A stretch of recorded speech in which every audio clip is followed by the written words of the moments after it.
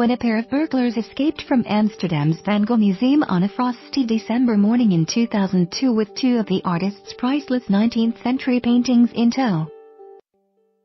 It sent shockwaves through the art world, but despite pulling off a theft the FBI called one of the top 10 art crimes of all time, and in less than 4 minutes, Octave Durham and his accomplice Hank Bison still had work to do. They now found themselves in possession of two paintings that were valued by investigators at a combined £80 million, but were impossible to sell through ordinary channels, given that any attempt to do so would immediately link them to the heist of the century.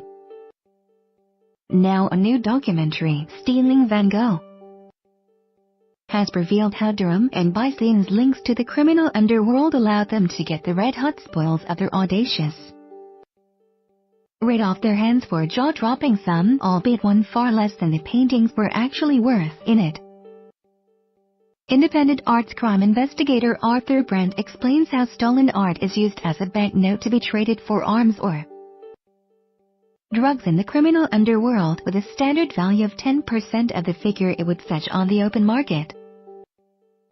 Scroll down for video. Presenter and art historian Andrew Grimm-Dixon pieced together the story of the two paintings and explored the wider world of art crime in the BBC Two documentary Stealing Van Gogh, Seascape at Scheveningen. Painted in 1882, and Congregation leaving the Reformed Church in Nuenen, which is dated between 1884 and 1885.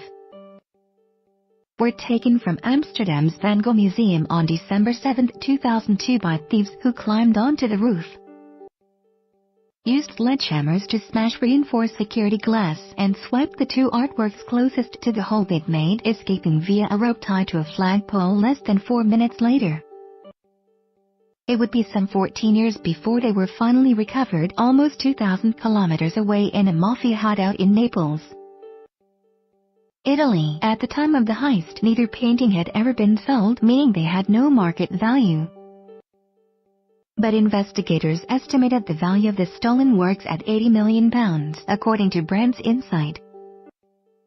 This would suggest the criminals had £8 million in black market goods on their hands. Indeed, police who tapped the duo's phones after DNA matching that of the convicted crooks on apps left at the scene of the crime on December 7, 2002, heard conversations about money that indicated they had sold the paintings on by 2003 or 2004. Evidence suggested the pair went on to splurge on luxury watches, cars, and trips to New York and Disneyland Paris. Proving the fact the paintings were stolen did not prevent them exchanging hands for cash. The art world and the criminal world are far more incorporated than people think, Brent said in the documentary. Stolen art goes from hand to hand very quickly. It is used as a banknote in the criminal underworld. They use it for trading arms, drugs. The standard value is 10%.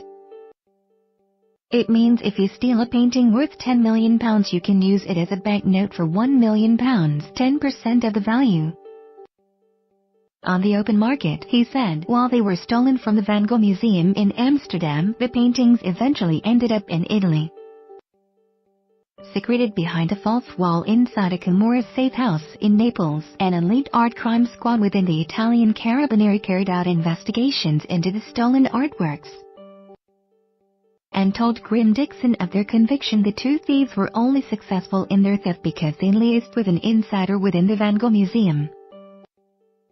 The paintings were eventually recovered in 2016, 14 years after the original theft, and returned to the Van Gogh Museum in Amsterdam, but not before they had been passed from pillar to post as the thieves tried to rid themselves of the precious but incriminating pieces. Since the Nazis first confiscated a Van Gogh painting in 1937, more than 40 of his masterpieces have been stolen in 15 separate heists from galleries all over the world, while many of the missing works have since been recovered. It's believed there are still around 85 of Van Gogh's masterpieces in unknown locations around the world.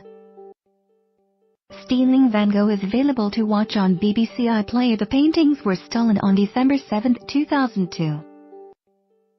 At around 8 a.m., 2 hours before the museum opened, the thieves used a 15-foot ladder to climb onto the museum's roof and break into the building.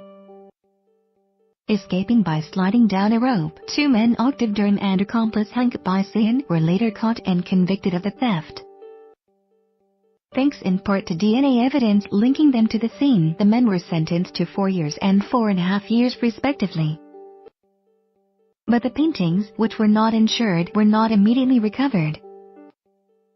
One of the 2 men convicted of stealing the paintings told Dutch newspaper De Telegraaf that he originally wanted to steal Van Gogh's world-famous Sunflowers painting, but that it was too well protected, another well-known Van Gogh work. The Potato Eaters is said to have been too big for the thieves to get through the hole that Durham and his accomplice smashed in the security glass to access the museum. After clambering over a fence and using a ladder to get onto its roof, Durham, who was sentenced to 4.5 years in prison after being convicted in 2004, told the Telegraaf that the paintings were sold to the mafia after a Dutch criminal who had agreed to buy them was murdered.